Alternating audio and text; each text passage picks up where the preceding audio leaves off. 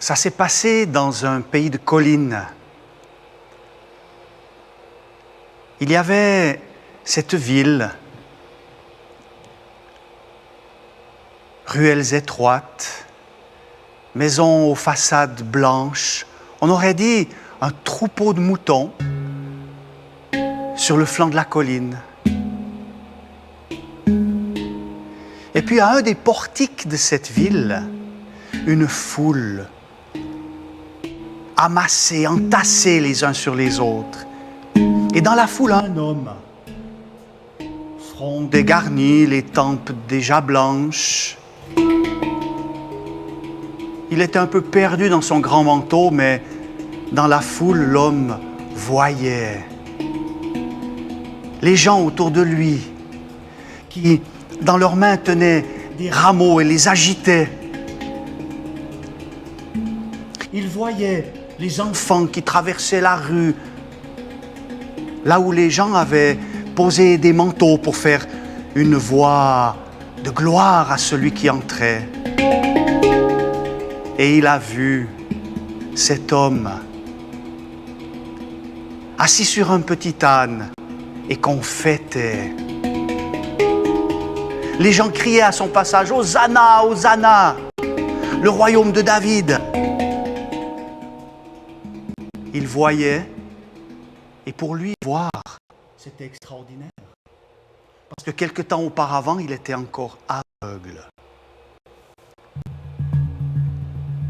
Sa guérison, elle s'est produite alors qu'avec quelques compagnons d'infortune et de misère, estropiés comme lui, il traversait villes et villages pour demander l'aumône. Ils sont arrivés à Bethsaïda. Oh là, ils n'espéraient pas recevoir beaucoup d'argent ni beaucoup de soins. Les gens de Bethsaïda avaient le cœur sec comme des pierres, comme Chorazine et d'autres de ces villes, cossues pourtant, mais où les gens avaient perdu le sens de la générosité. Avec ses quelques compagnons, il traversait la rue. Il était guidé par l'un d'eux, quand tout à coup, il y en a un qui crie « Le maître est là, le guérisseur !» Guéris-le. Lui, il a senti alors que quelqu'un le prenait par le poignet, une main ferme, mais rassurante en même temps. Alors il s'est laissé conduire. Au bruit derrière lui qui s'estompait, il a compris qu'on sortait de la ville. Sous ses pas, le chemin a disparu, il s'était écarté. Puis là, à l'écart, il a entendu « On venait de cracher dans ses yeux. » Et puis deux mains chaudes et rassurantes sur son visage. Et puis cette question « Que vois-tu » Voir. Lui, ça faisait longtemps qu'il n'avait pas ouvert les yeux.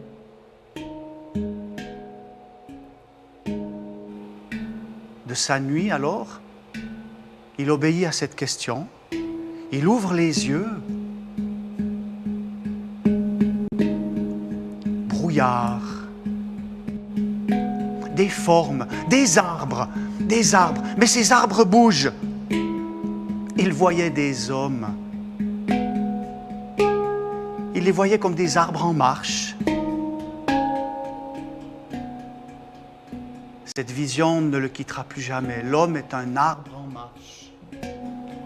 C'est comme si quelque chose de nouveau venait à lui de se présenter.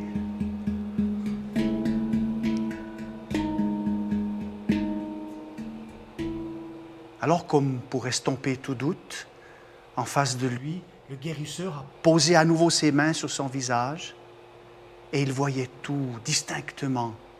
Mais jamais il n'oubliera ce qu'il sentait au fond de lui-même aussi déjà.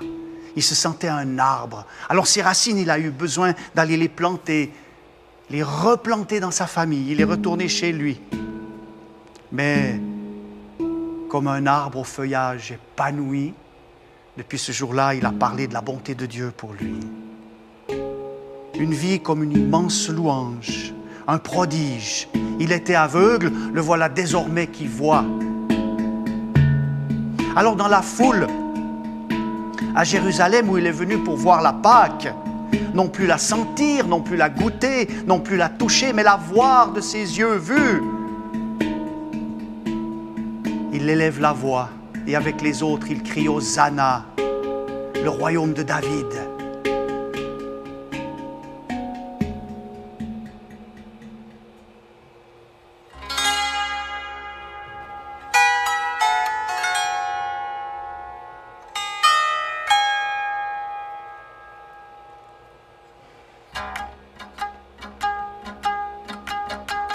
Au commencement,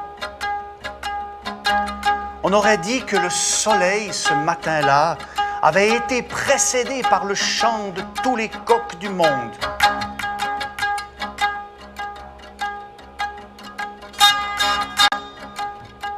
C'était un coq qui réveillait tout le monde.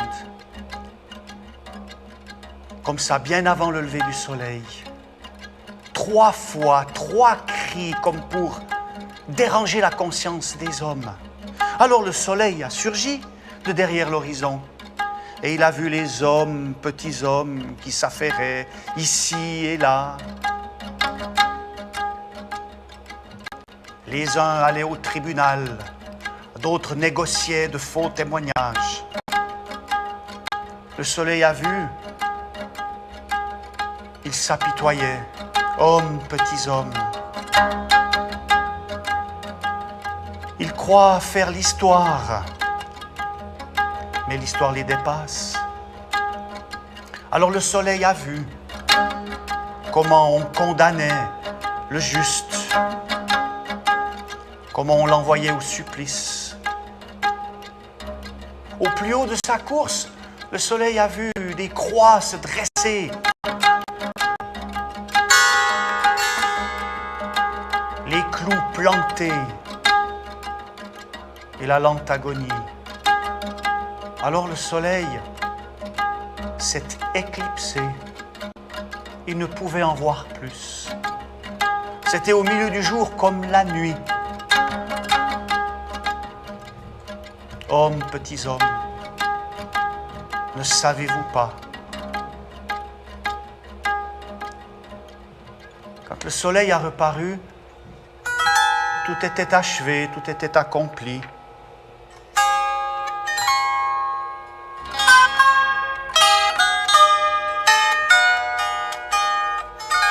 En terminant sa course, alors que les hommes, petits hommes, refermaient des tombeaux,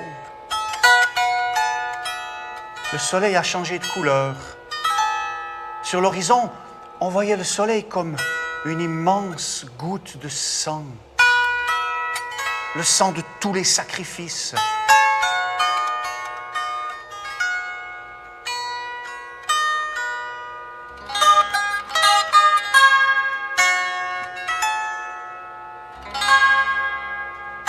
L'horizon est devenu une mare de sang, rouge sombre. Le soleil a disparu. Il y eut un soir, il y eut un matin. Première journée.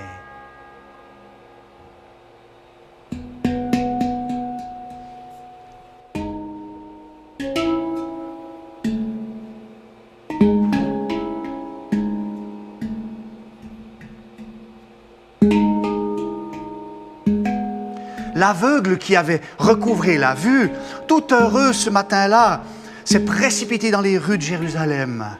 Il voulait voir, il voulait toucher. Mais là, au fond d'une petite ruelle, il y avait un attroupement. On ne pouvait pas passer. Alors, il a grimpé sur la pointe de ses pieds et regardé mieux. Et là, il a vu les casques décorés, les lances longues et pointues. C'étaient les gardes de la cohorte prétorienne. Ils empêchaient le passage. Alors lui, il a joué des coudes, il s'est faufilé dans la foule.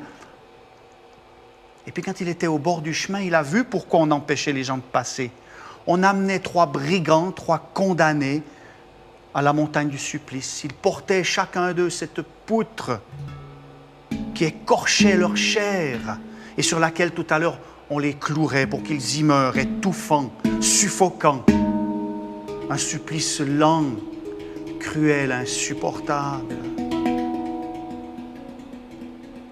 Il a vu un des hommes épuisé s'écrouler sous le poids de sa poutre. Il a vu que sur sa tête, on avait enfoncé des épines. Ça le faisait comme une couronne. Il avait le visage ensanglanté. Il a vu un des gardes de la cohorte obliger un homme de la foule à s'avancer et porter la poutre pour soulager ce brigand épuisé. Et quand ce brigand est passé devant lui, il a vu et il a reconnu, c'était le maître, celui qui l'avait guéri. Comment peut-on, comment est-ce possible, comment un homme si bon, si extraordinaire, rendu comme un brigand, qui a pu le condamner? Qui a pu témoigner contre lui? L'homme alors a quitté la foule et il ne sait pas comment. Il a rejoint une taverne où il est resté pour boire pichet de vin sur pichet de vin, cette piquette diluée 3 fois.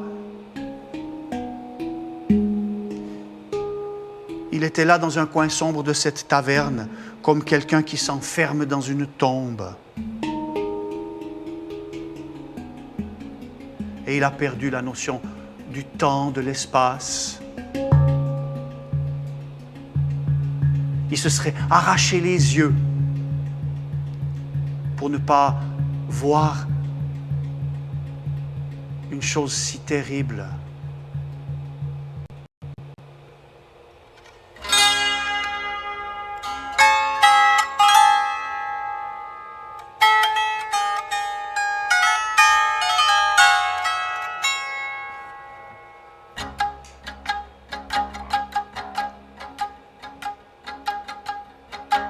On aurait dit que le soleil était devenu timide. Ce matin-là, c'est comme s'il ne voulait pas passer l'horizon. Il essayait de ralentir le moment, de se précipiter dans sa course. S'il avait pu, il y serait allé à reculons. Hommes, petits hommes, en cette journée blafarde, blanche comme la mort, ils restaient chez eux. Ici, on pleurait, là, on riait. Ailleurs, on restait en silence. Oui, le silence d'une journée blanche. Une journée où on aurait aimé que quelque chose se produise. Une journée comme une attente. Mais rien ne se produisait.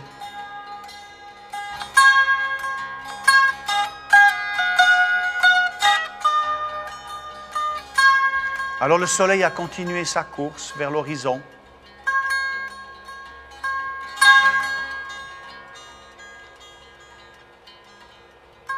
Il ressemblait à une graine qu'on va perdre dans un champ pour qu'elle y meure.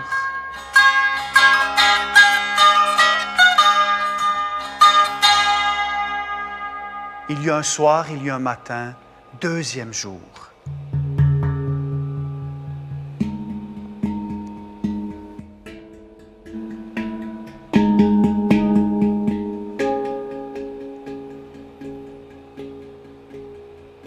L'homme qui avait été aveugle et qui maintenant voyait avait le regard perdu au fond de son gobelet de vin.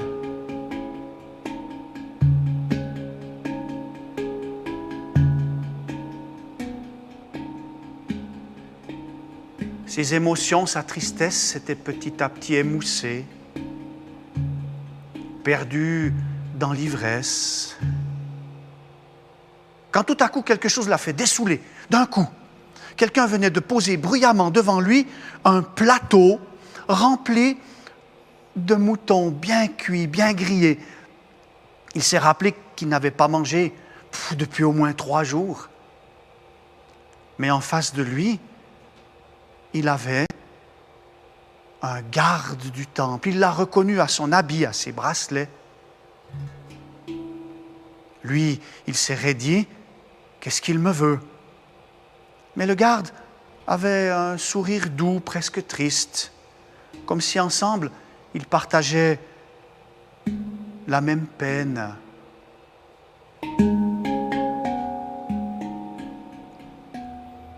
Lui, il a tendu la main, il a mangé, comme ça lui faisait du bien.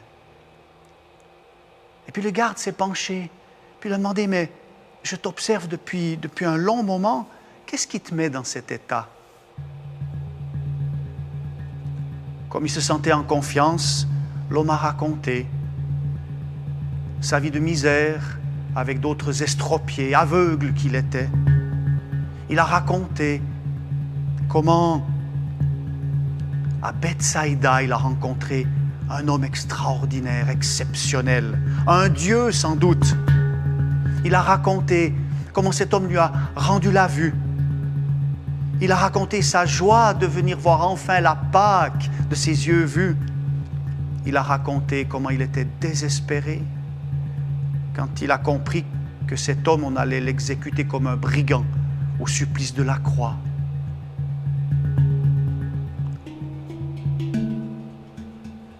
Un grand silence s'est installé entre les deux hommes.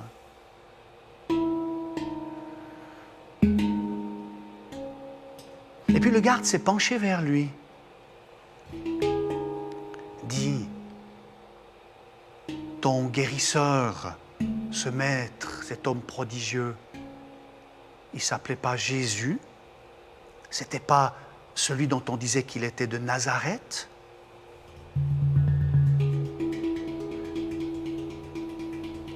Lui, il s'est crispé, il s'inquiétait.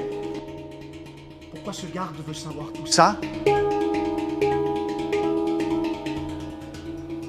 Alors le garde s'est penché, puis sur le ton de la confidence, il a dit, tu sais, moi, j'ai fait partie de la garde qui a été détachée au tombeau de cet homme. Quand il est mort, on l'a enlevé de la croix, mais on savait que ses disciples disaient que lui-même prétendait, s'il mourrait, qu'il ressusciterait le 3e jour. Alors nos chefs ont installé une garde, et j'étais de garde ce matin. J'étais avec mes collègues, on attendait la relève, quand tout à coup il y a eu comme un éclair, le sol s'est mis à trembler. Personne n'est venu dans le jardin des tombeaux, personne n'en est sorti. Mais la pierre a roulé seule. Nous, on était pétrifiés, comme morts.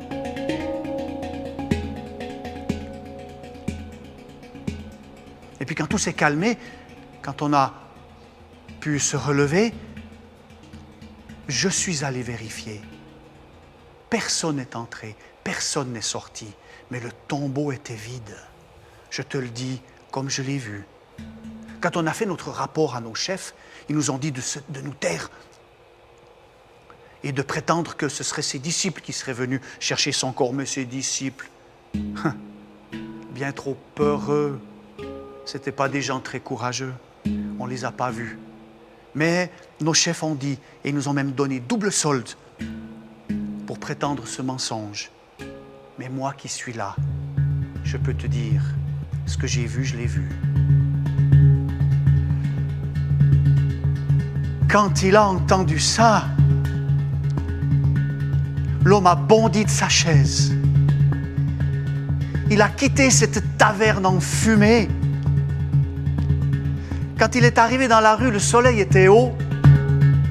Il était tout ébloui comme un bébé qui vient de naître. Il a couru.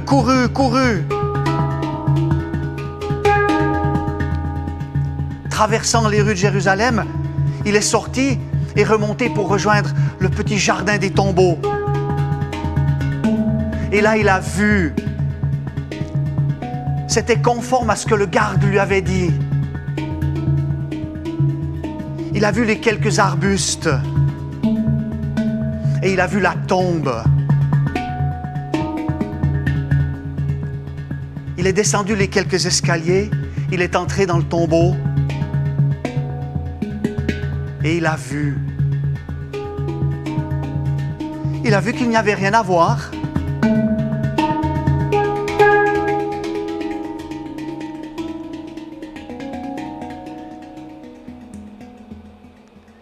Et depuis ce jour-là, pour lui, qu'importe voir ou être aveugle, parce que dans son cœur, quelque chose de nouveau, un regard nouveau a commencé.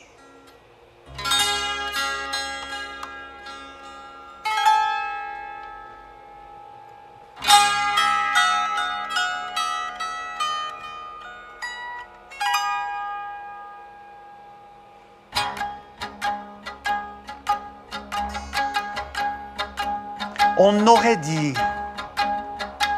que ce matin-là, le soleil était un guerrier vaillant. Il a bondi derrière l'horizon. Il se sentait fort. C'est comme si c'était le matin du premier jour d'un monde nouveau. Le soleil l'a tout de suite senti.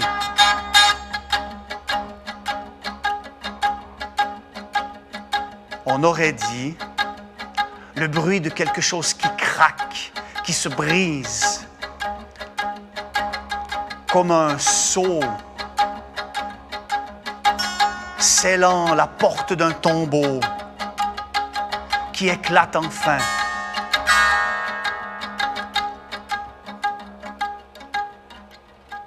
Le soleil alors a commencé sa course, tout étonné, tout émerveillé, posant un regard neuf sur ce monde étonnant, sur ce monde nouveau, où des choses nouvelles se sont produites.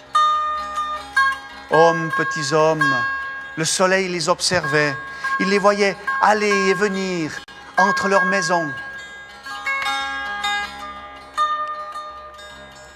passer d'une maison à l'autre et aller jusqu'au jardin des tombeaux.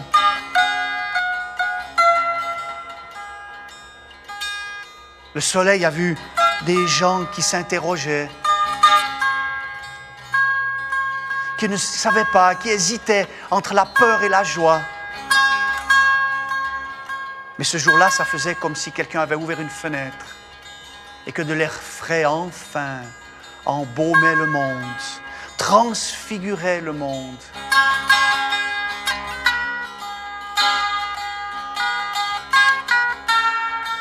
Et le soleil a continué sa course, heureux, étonné, curieux.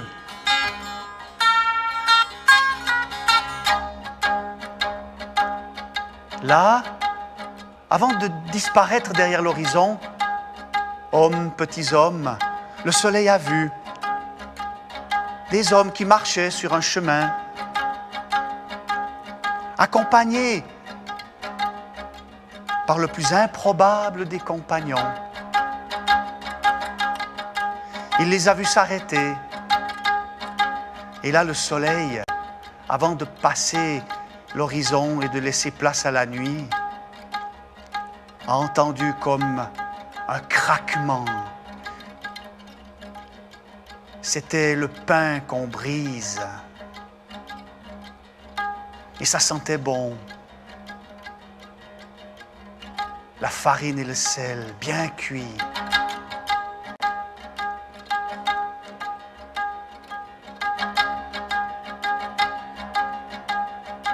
Il y eut un soir, il y eut un matin, troisième jour. Un jour qui n'en finit pas de nous étonner. Un jour qui n'en finit pas de dévoiler ses secrets, ses prodiges et sa puissance. Un jour qui est une promesse de noces, de grandes fêtes. Un jour qui sent bon, le pain bien cuit, le vin bien pressé.